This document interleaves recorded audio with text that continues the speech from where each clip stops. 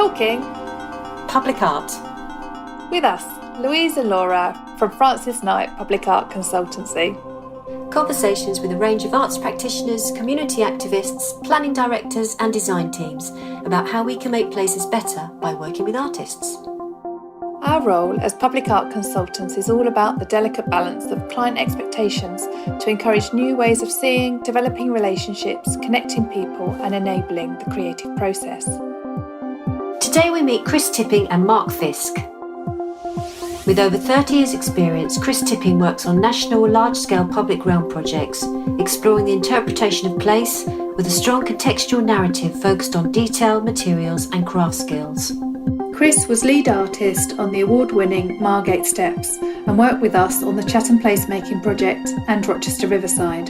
He is fascinated by the natural world, passionate about animal welfare and ecological issues, our built environment, how communities develop and grow, and the way we navigate and use man-made spaces. Mark Fisk is a chartered landscape architect and a director at LUC, a planning, impact assessment, landscape design, ecology and geospatial consultancy, working across the UK and internationally.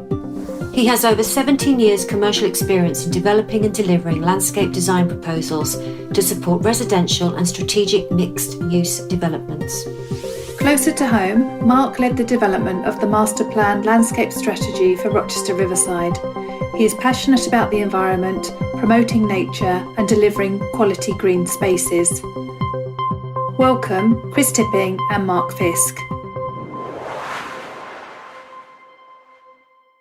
I guess we kind of know each other through, well, we know you, Chris, on other projects, but we know you, Mark, through Rochester Riverside and that Furniture and Landscape Commission, which we're working on at Rochester Riverside. So just some context on that. It's a large regeneration site by Countryside Properties. It's 1,400 homes, together with 10 acres of open space, including that lovely 2.5 kilometre Riverside Walk. So it's a lovely project to be working on. It's a long project, and we're currently on phase 3. But before we delve into that a bit more, I know from the bios, but I just want to ask you, Chris, when you started out as an artist, how did you start working in the public realm when you came out of art college? Well, how did that begin? I think sadly, or not sadly, I don't know whether that's the right thing to say really, I'd never had a plan. I suppose lots of people don't have a plan, did they? Because I came out of the Royal College having done ceramics, but I'd had focused on sort of architectural ceramics, and but I was making them myself, and the moulds were enormous for the things, great big tiles I was making. They were sort of 80 by 80 centimetres with very detailed painting on the surface, and anyway, they were very inspired by architectural heritage, but also in the mid-80s there was a bit of sort of postmodern architectural styling going on, and that was seeping into sort of design and surface pattern and stuff like that. So yeah, I was very, very keen on that. And then fortunately I got a commission straight away, which was to design a floor for the Royal College of Art for an extension at the back in J Mews. Did they come straight to you then, or did you find out about it? It was just me. I think they just asked around the different departments who could do certain things, and I was asked to do this work. I'd already graduated, but it was just the first commission I had, and it was amazing to work on something like that. And I think it was the first time I'd made this connection, really, even though I'd been looking at the use of ceramics outdoors within an architectural context, that the first time I thought I could do something that had a little bit more of a narrative to it and a story, and influenced the sort of design process, because I worked along with the sort of architect that was doing the work, and then with die speckers who were terrazzo marble specialists. They used to be in Islington, now they're in South London. Yeah, so it was a real introduction to the sort of commission environment, but within an environment that I was really familiar and happy with. So yeah, it was great. Did you continue making those then in the art college? Were you able to use the facilities? What I did was I didn't make it in ceramic. We converted the ideas into larger scale for in situ terrazzo and cut marble, Right. So there was a sort of tessellated pavement with marble elements, and then around that was constructed a sort of terrazzo poured floor, and then it was polished. So yeah, so I and guess it was nice because it came full circle in a way, because I did that 30 years ago. It's a really long time.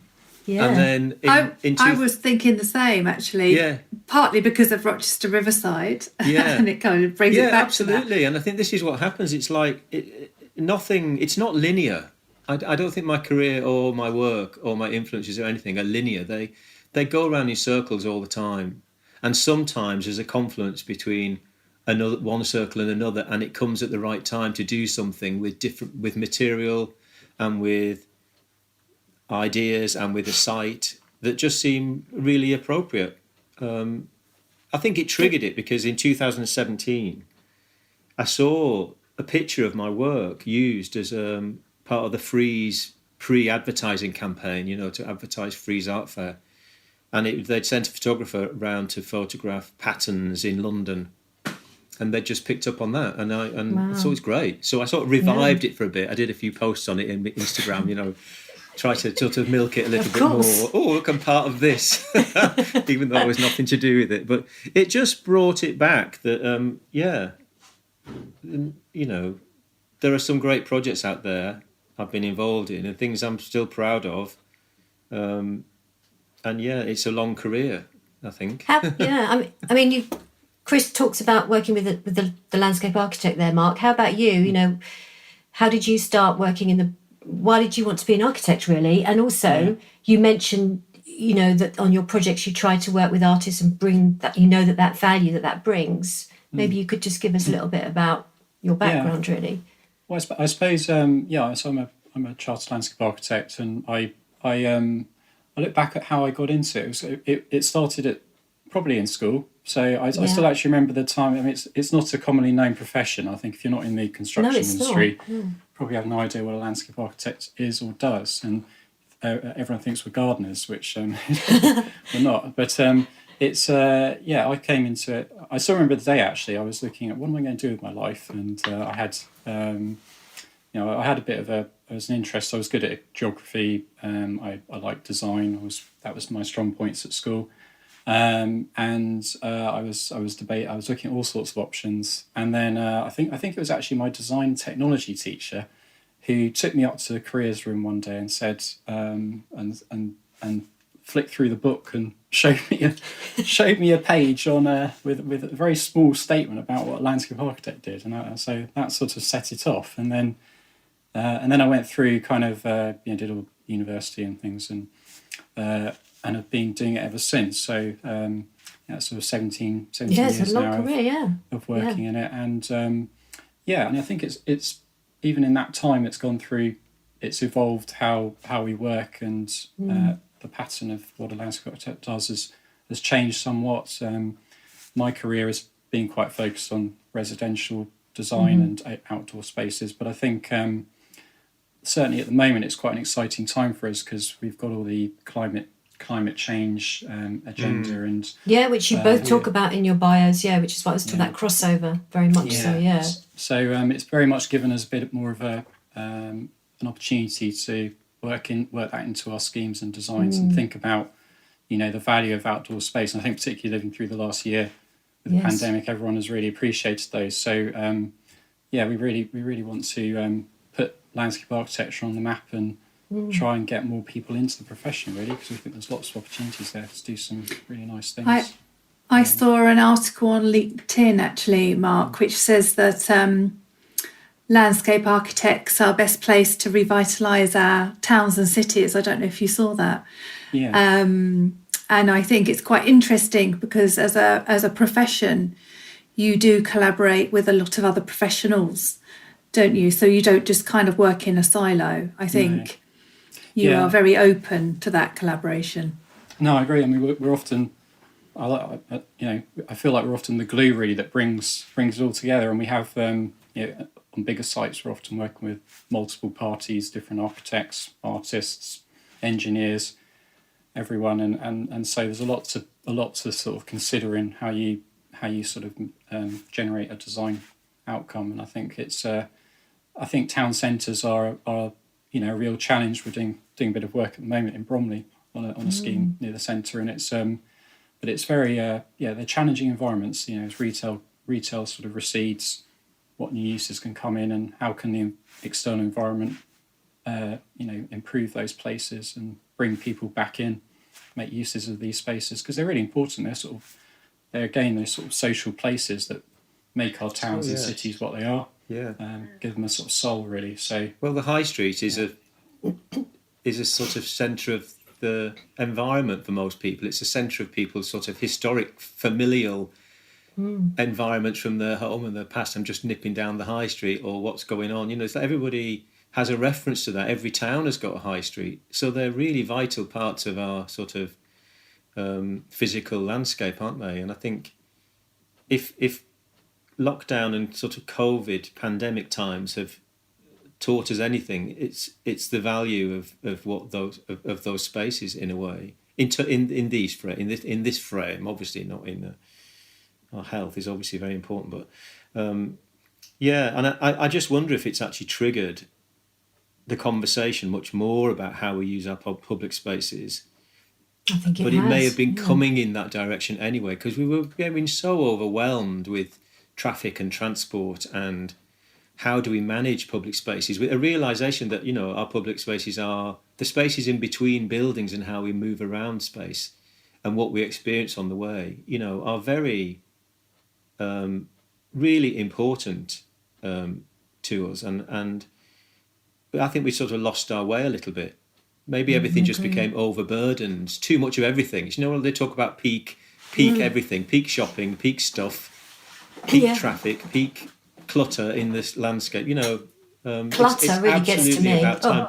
I mean, and the stuff that's been coming out over this last year with countries and here as well, thinking of the schemes that Paris has got for pedestrianising enormous spaces in the city, and Barcelona's doing fantastic work as well, and I'm sure that's going to hit here too. Sorry, aren't they? Isn't it in Nottingham that they're knocking down a big shopping centre and making it into a park? I think it's Nottingham. So they're starting to reimagine places as well, I think that's because they're realising that people potentially might not be wanting to go there now, or want to experience something different. To that. And bringing outdoor events. You mentioned Chris' work on was referenced in the Freeze, which is a great draw of people to these places. So I think how we can bring a more sort of local feeling to some of these places as well, so they're not reliant on the big chains that once they go you leave a sort of hole in the street. So it's making the place, which is actually a lot of what we've probably going to talk about with Rochester and some of the other things, but how to make a place sort of distinctive and local, and actually more resilient actually as well, probably, to change. Because I suppose sorry, I was just going to say in terms of landscape architecture and also public art, it's bringing those disciplines in pretty early into the discussions, isn't it? About how you work as a team to consider all those parts. And I think if we just go back to Rochester Riverside and in particular the whole project, actually, let's just look at the whole project for Rochester Riverside. It's a big scheme being delivered over 12 years, and we came on board as part of the tender team, so we are going back a few years now. I can't even remember, 2016 possibly, maybe even slightly before that. We came in as part of the tender team, and then we were there as part of the design team. So there were these endless design team meetings, Mark, weren't there, that were always 2-3 people deep. I mean, I've never seen. I don't think you could have crammed any more people into those rooms sometimes. But they kind of locked the door, didn't they? You can't get out. There was there for hours. You were there for a long time, and with only biscuits to survive on, and just really interesting conversations. Now, at that stage, in those very early stages, actually what we did was we worked with the design team to produce a public art strategy for the whole site, so looking at all phases. And we worked quite closely with you at that stage, Mark, and I know we referenced the landscape strategy, and in turn you did the same with the public art. So where we felt there were points that we could collaborate on, where you were looking at items, whether that was benching or paving, we could have discussions and bring the artist or look at that and think that's a potential commission, although we wouldn't say exactly what that was. So that was quite an interesting collaboration, and I kind of moved forward a few years. We've obviously worked with Chris on an architectural collaboration where we've looked at thresholds and bespoke paving units, amongst other things. But now we're at phase 3, which is quite an exciting phase for us, I think. And we've worked particularly closely, I would say, or certainly Chris and your team have worked particularly closely on phase 3 and the proposals that we're working through now. And Chris, it's really struck me how you have come full circle, because there's quite a lot of architectural ceramic there is that we're looking at. Yeah. And maybe just, I know the listener won't necessarily know what phase 3 is, so maybe just talk a little bit about what it is you're proposing for that site. Well, if we just take slightly one step back, when I first came on board, we were just reviewing the value of the whole site from as a creative opportunity, and it's the most richly sort of endowed space. I think it's had the most amazing heritage, hasn't it? It's been marshland, it's been industrial land, it's been shipbuilding and barge building. It's got connections with all sorts of bits of heritage in Kent and internationally. It was incredibly vibrant, and then it sort of was flattened in a sense, wasn't it? It went through a period about 15 years ago when they prepared the land for regeneration that didn't quite happen at that time because of economic sort of downturn, but then the whole place just became a sort of almost like a fresh canvas. But what I always liked with these things is that the heritage and the history and what the place was about is still there in the sort of seed bank of the material that's still on site, and I absolutely love that. And obviously, the way I work is quite immersive, so that I'll be sitting in an archive, or I'll be walking around the site, or I'll be picking up rubbish, or finding old maps of places, and it's amazing how much of that heritage is still live and remembered. So the history of sort of railways and iron foundries on the site, and aggregate manufacture and aggregates coming in and barge building, things like that, they've all informed the material choices for the public art element. But also I have to respond to and collaborate then with, say, the landscape architects, with the work that Mark's doing, because it's those, in a sense, the shapes and the way they space and divide up the landscape. That's what I start to respond to. I don't want to necessarily put additional things into the landscape. I want to work with what the space is offering in terms of its sort of materiality, or its module sizes, or the curve of a curbstone, or some steps, or the lovely amphitheatre space that we've got down there, and actually then look at what that offers me in terms of a canvas to put some of these sort of memories of materials and activities that were very much part of the community of Rochester back into the site. So we've created some terrazzo pieces, and so that's an aggregate thing. We've got cast iron detailing going in the paving around the crane, which is fantastic. As with all of these programs, I suppose Mark will see this in his own work as well. You start off quite aspirational and ambitious, and we all want to produce fantastic work. And so we're all ambitious to do the best we can. And so we have a lot of ideas that are then, for whatever reason, it gets whittled down for budgets or time frame, or just it doesn't really work. And so things get sort of left by the roadside. But that's the interesting thing we talked about, again, the circle, that nothing's ever wasted, because even when ideas have been developed for one thing, it seems quite site specific. But actually what they do, they trigger a response. And in another few months or years, something will come around that I just think, oh, that's a great opportunity to revisit something that I couldn't quite do in the first instance.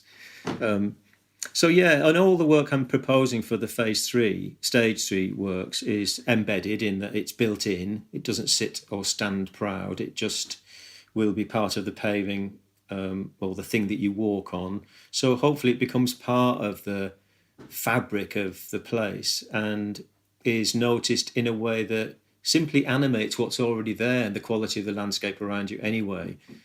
They're not, I don't think I'd create work as focus pieces. I think it's more to do with you may just happen across it. And in doing that, the intimacy of that moment, you then realise that you're in a really lovely space and you might look around you in a wider way and sort of acknowledge that. Because the two things are very indivisible. I couldn't work independently of the landscape architect in this instance. It just wouldn't work. I need them as a sort of conduit and a sort of catalyst for me to be able to do what I do. So yeah, it's very important. Yeah. I think we'd agree that's just, it's been a really good exercise actually working together, and those I think the way the art's embedded itself has given that sort of subliminal message to people that as they move through the landscape. And Rochester was a real sort of challenge, I think, in the early days when we had the as it was essentially a blank canvas and trying to peel back the history and make this into a place again using it's everything from the architecture, the landscape, the art, just pulling it together so that we have we're not just creating another housing extension. It's part of Rochester's fabric and town. And I think the early days when we were looking at the concepts for the art with the landscape as well, just testing out those ideas and thinking about is it a natural landscape we want to bring through? Is it this sort of cultural heritage? Is it Rochester itself, which has all its own kind of history to it, and the cathedrals and the castles there? So I think it was it's sort of a real meshing together of all of that actually, and bringing creating this sort of really interesting place. Because really, even though it's new in a sense, it new only comes out of experience and old, if you like. You know, moving forward is a process of referencing what you already had in order to do that. And so you carry that through, even though the space is brand new now. It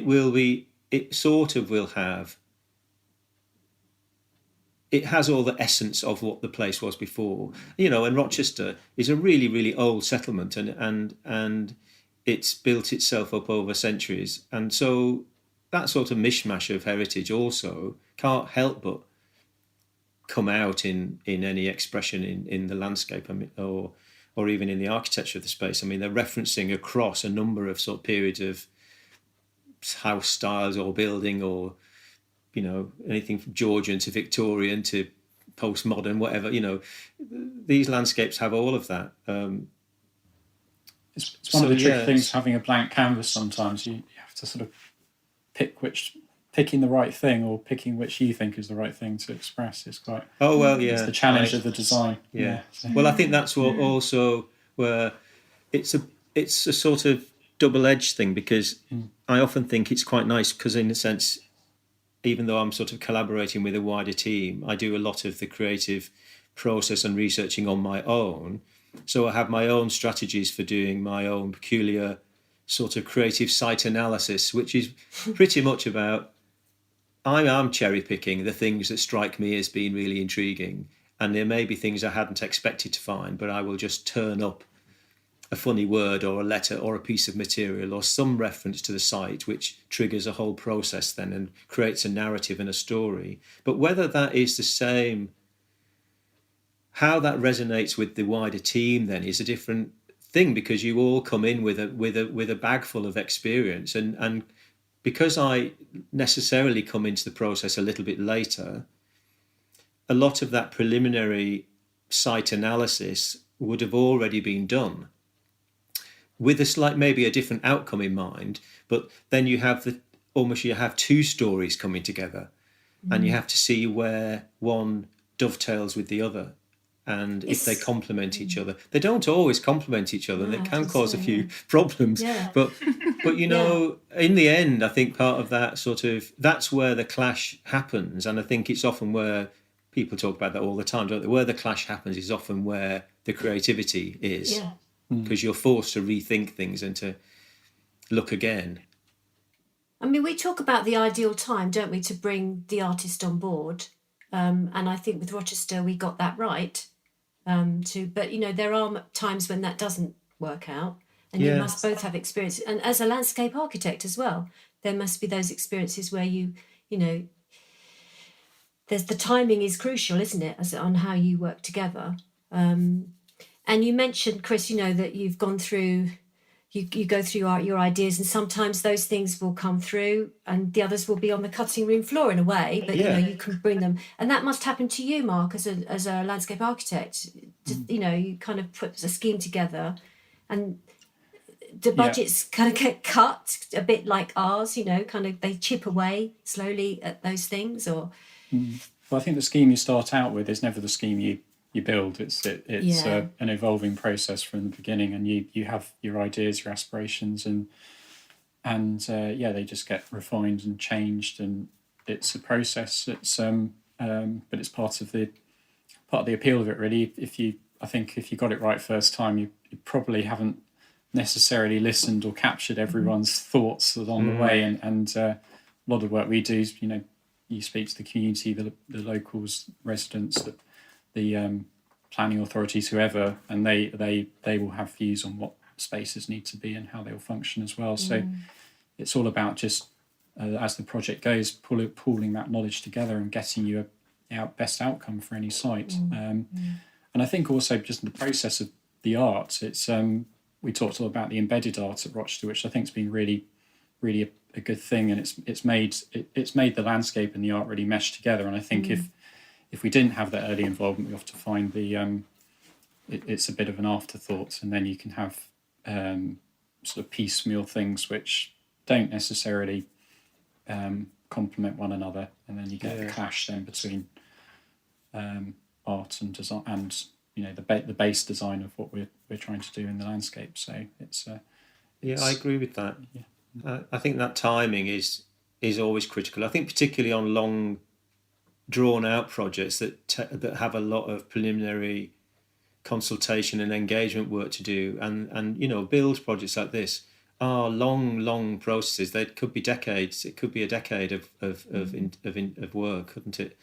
A long preliminary process, and I think that's where if I had a bugbear about that, I mean, not at Rochester because it didn't work like that, but just coming in early enough.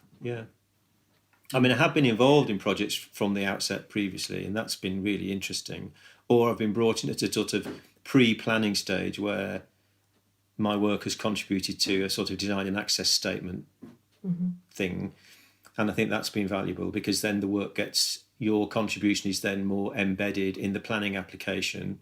But I think once you come in sort of post-planning stage, it's much more difficult then to create the sort of change that you might feel is more valuable, because then you're working with a sort of fait accompli, really. Your things are set in stone a lot more, and it's difficult to change the line of something or the material of something, or even to have something installed, to be honest, because sometimes the conditions are such that you can't then do anything that changes what's already been agreed.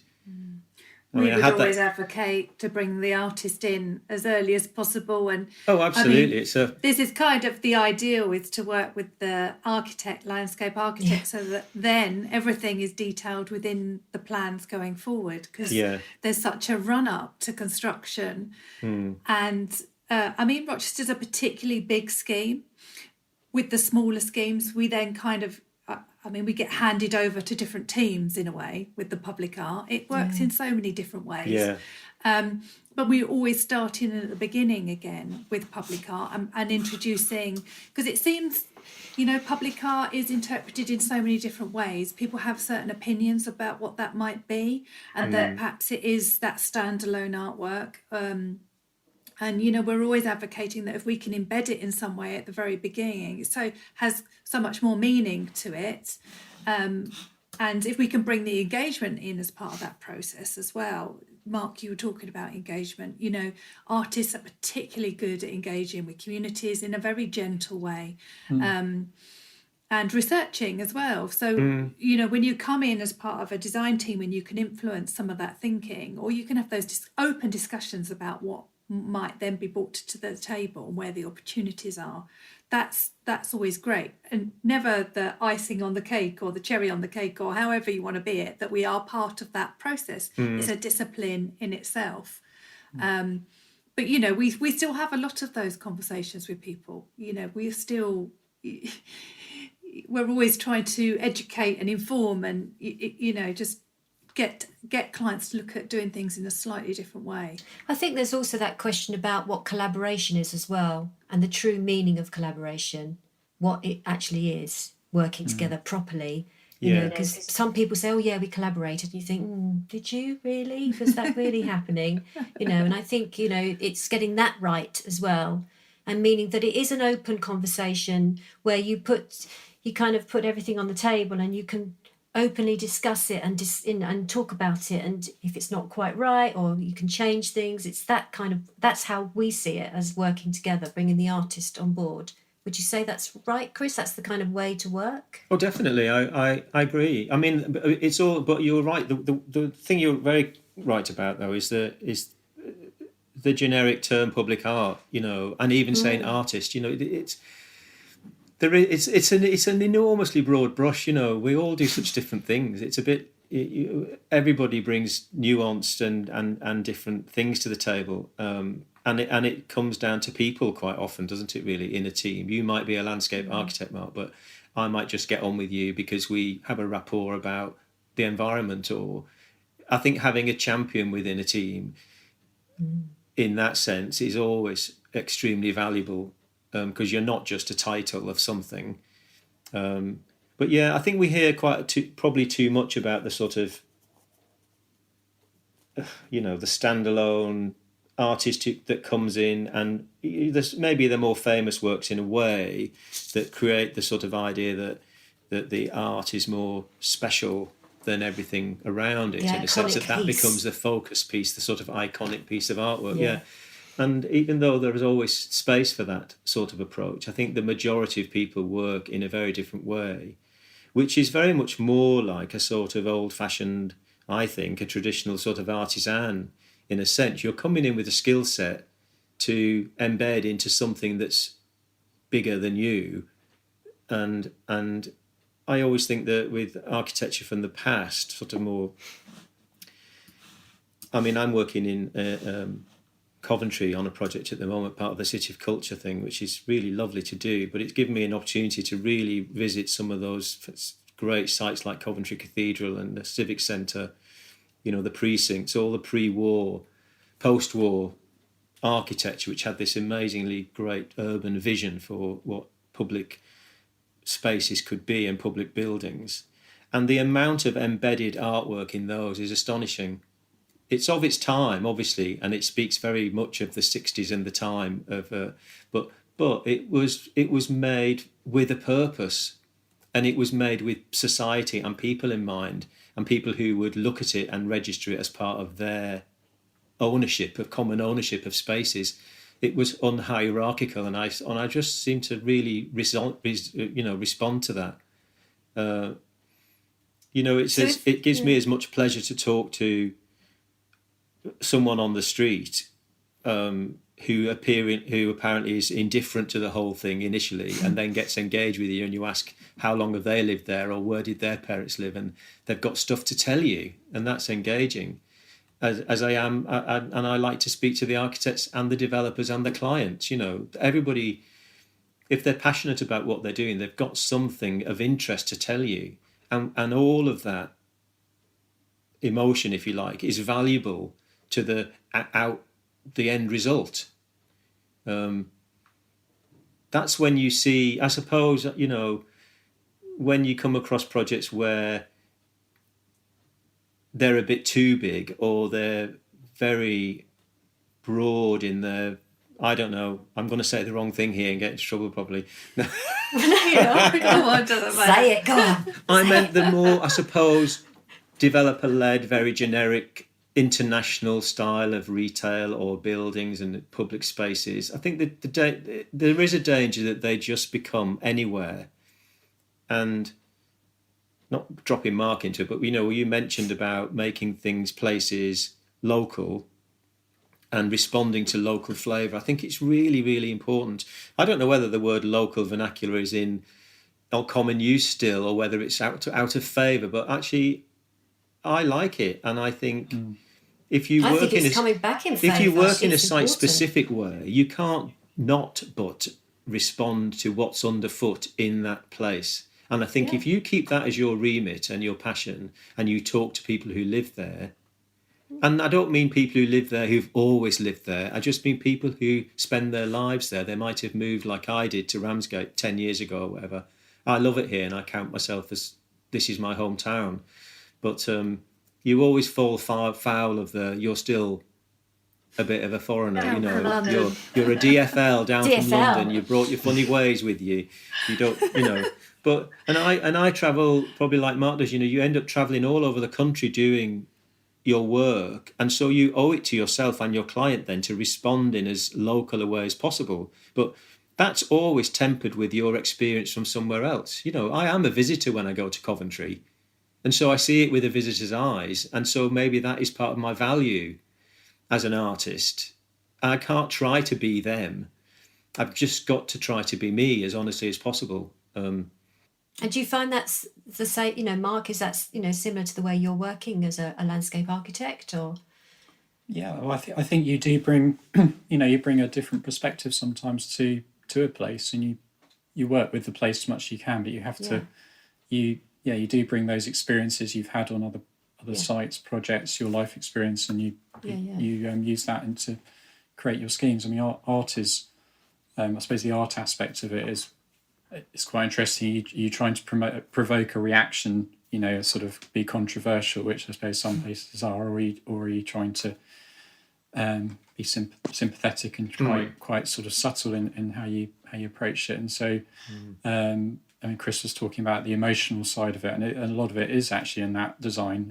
How do people react to design, and you love it, you hate it, that sort of thing. It's never going to suit everyone, and but I think public realm is quite an opportunity where actually you do have to kind of be a bit all encompassing and bring, you're often dealing with mixed communities, different people, different faiths, all sorts. So you're having to sort of think more wider in how you approach space.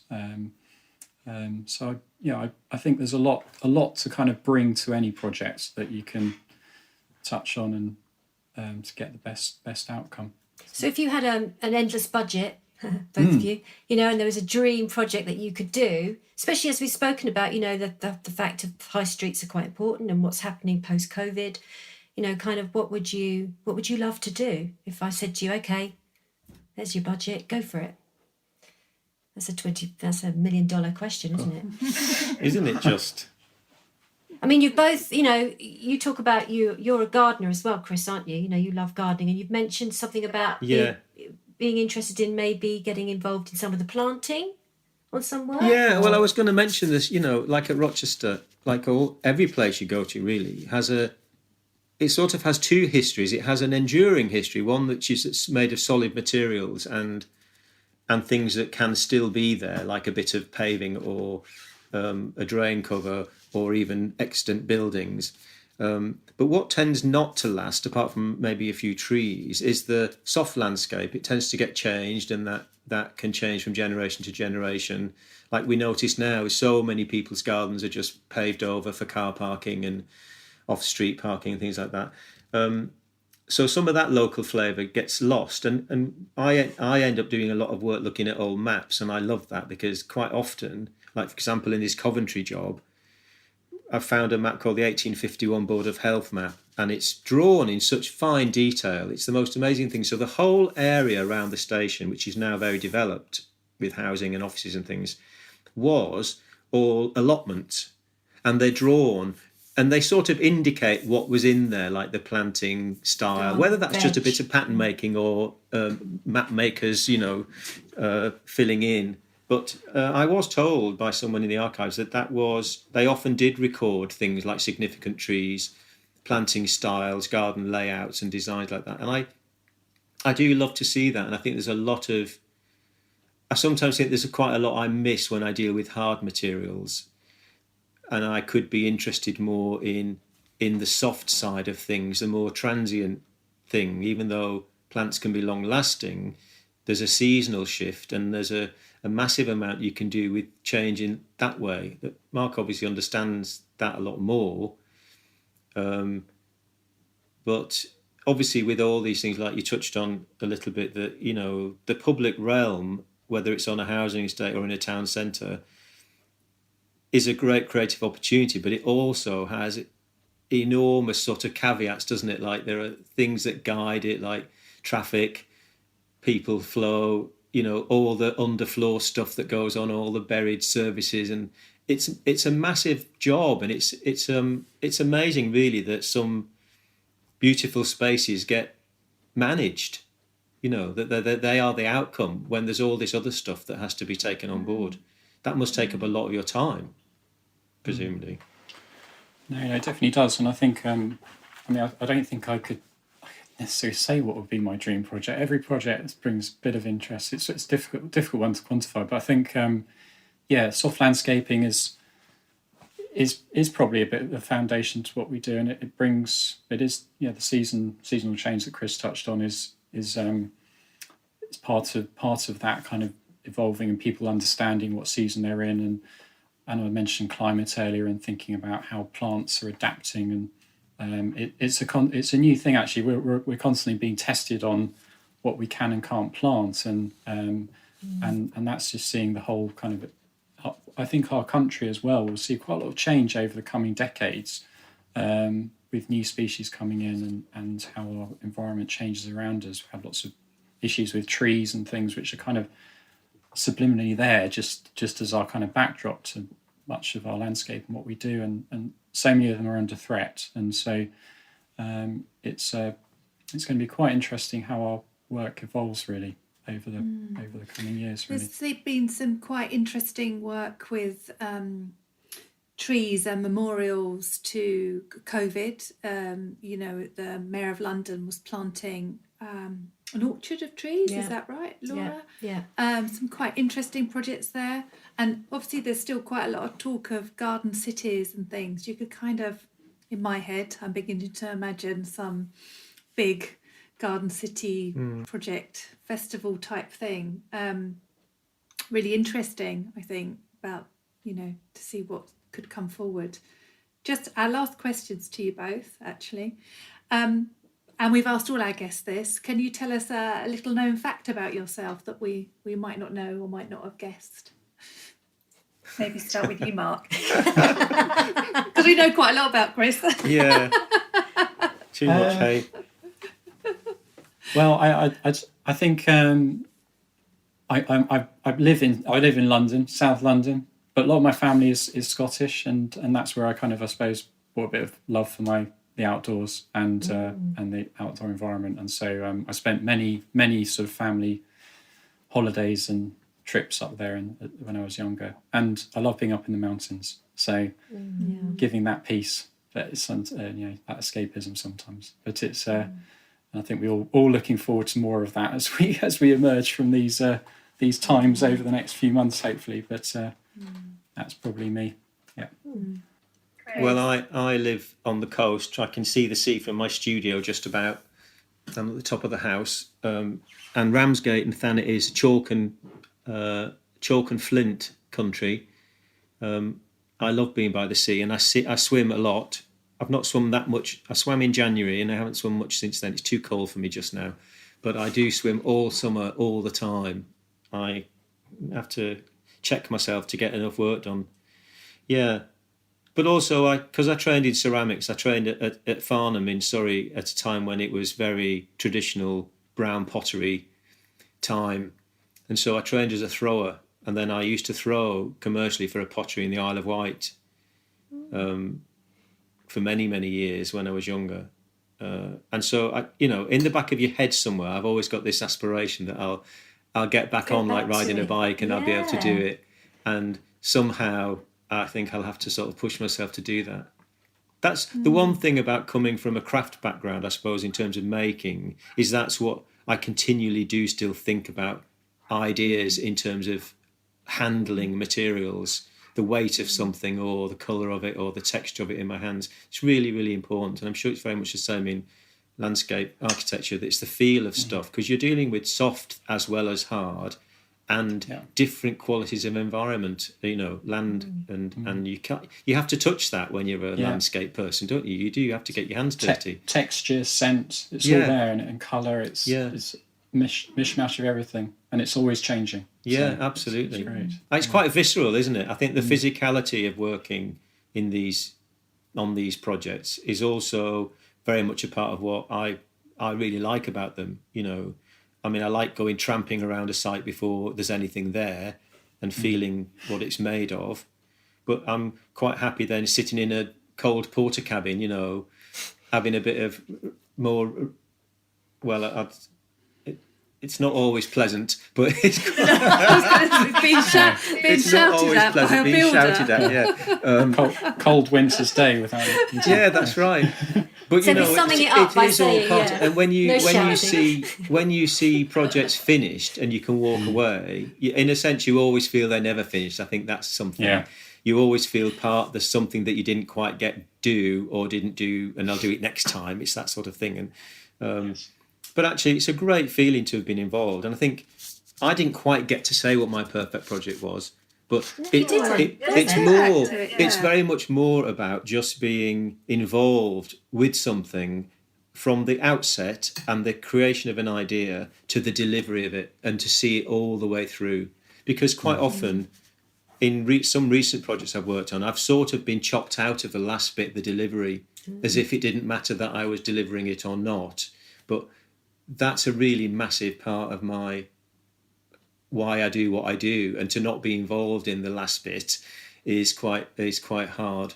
We agree, because we can start off early doing some strategy work or something, and maybe get to the point of commissioning an artist, and sometimes then we might not continue, and sometimes that feels like I find that quite a jolt, journey, don't you? It's quite a jolt personally to be taken away. Something's taken away. It's really similar for us as well, I think, Chris. We have you'll do the drawings, and then sometimes you'll someone else off to build it, and then you feel like you lose that kind of opportunity to be there and see it through and make sure you get a quality. It's a very nuanced thing, if you've been in control of drawing things or specifying things for a very particular reason, and that's often to do with a very personal aesthetic that you might have. It's quite hard to hand that over and expect someone else, because they'll never see it like you've seen it.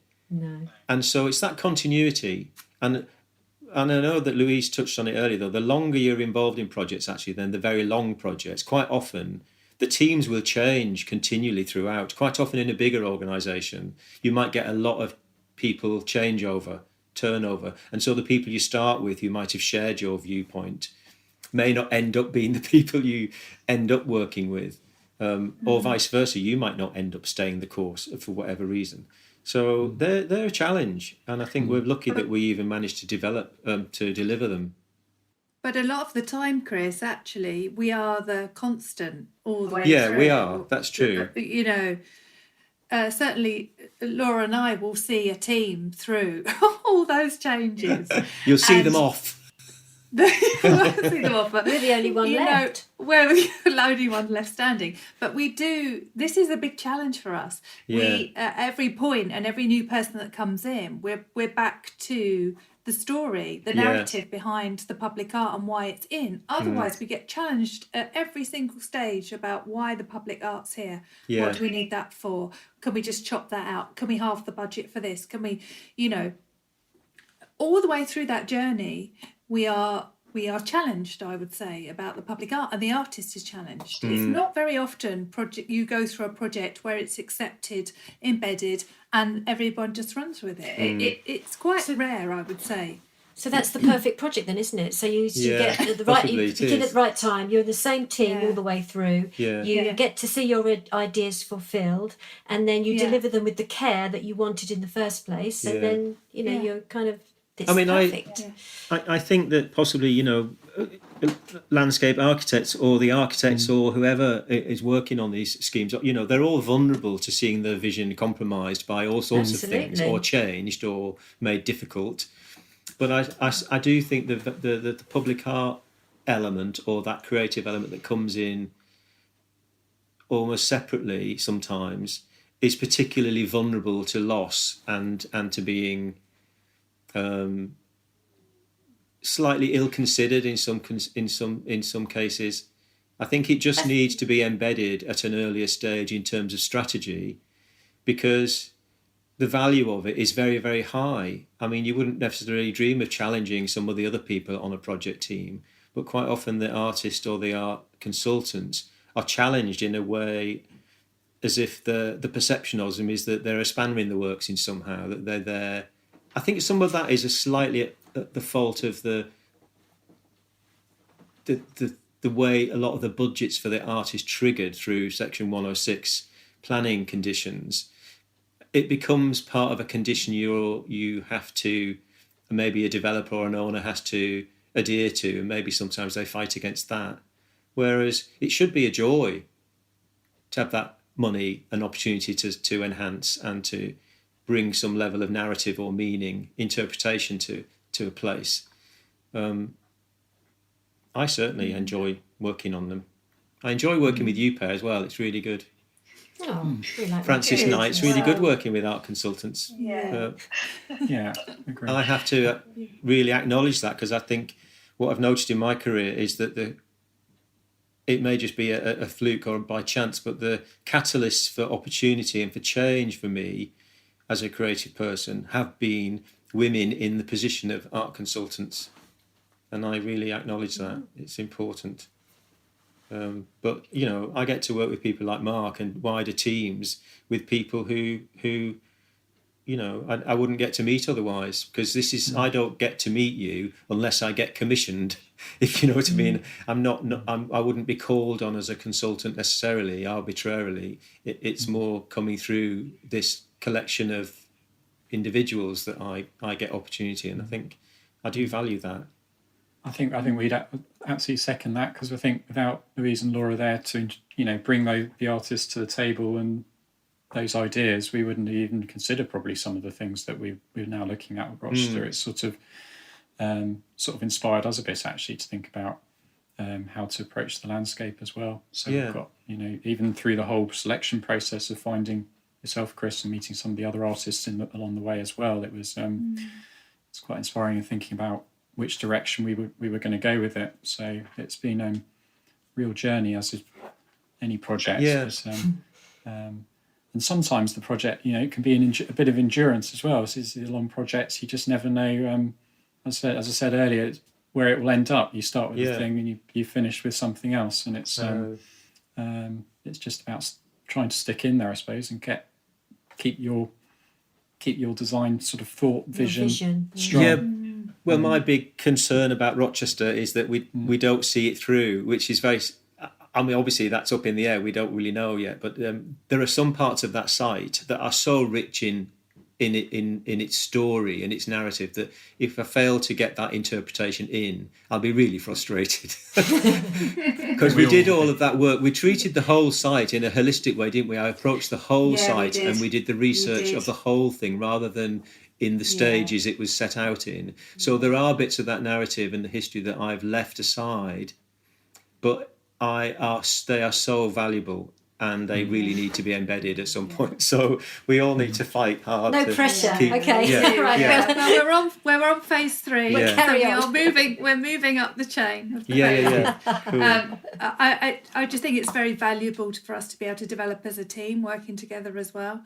It's one thing coming into a project and working with a new team and collaborating, but I think when you have the passage of time as well and experience of having done phase 1 and 2 together and then moving on to this one, we are becoming more aware of what the client likes and how the site is evolving, and I just think that's incredibly valuable for all of us, actually. And how we all work together, it's really important. We kind of we know that relationship now, don't we? And we have great relationships, and we can have those conversations, and we kind of almost second guessing each other. We know what's going to happen, what kind of things we want to do, or our aspirations, our visions. So it's a lovely project to work on. Thank you very much for spending time to talk to us. Yeah, thank you.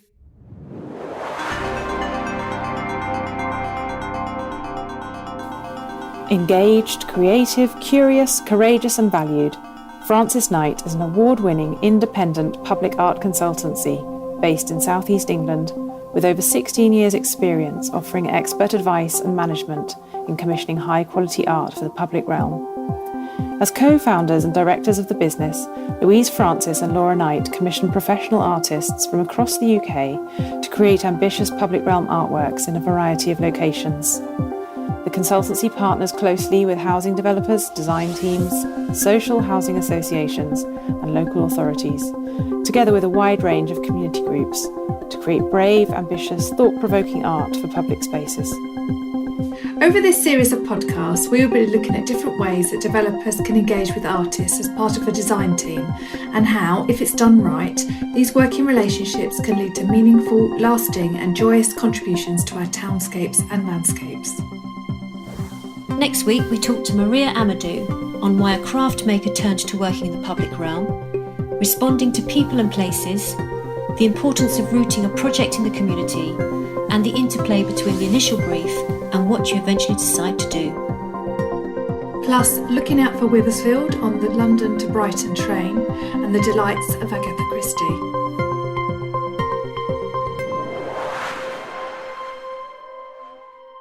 If you enjoyed this episode, we would really appreciate it if you could rate, review and subscribe to our podcasts. It helps us spread the word on demystifying public art.